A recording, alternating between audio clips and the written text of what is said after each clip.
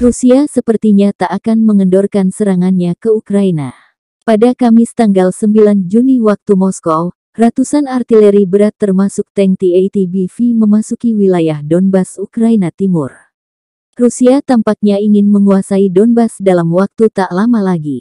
Dalam 24 jam terakhir, pasukan artileri Rusia terus menggempur Donbas.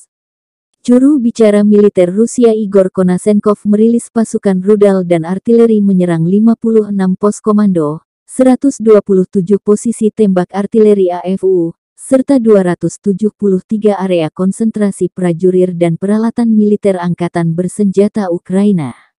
Serangan tersebut mengakibatkan eliminasi lebih dari 300 nasionalis, 7 kendaraan lapis baja, 2 peluncur roket ganda Grad, 12 senjata artileri dan mortir lapangan, 24 kendaraan khusus, 1 fasilitas penyimpanan bahan bakar untuk peralatan militer di dekat Kobzatsi di wilayah Nikolaev, dan 1 penyeberangan sungai Donets Seversky dekat Protopopovka, kata Igor dikutip Tribun Timur hari ini.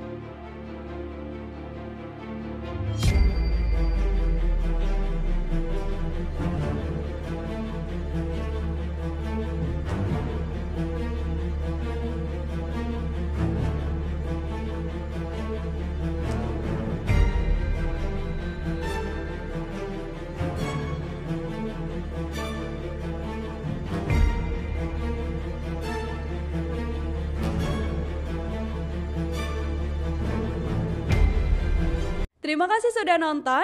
Jangan lupa like, subscribe, dan share ya.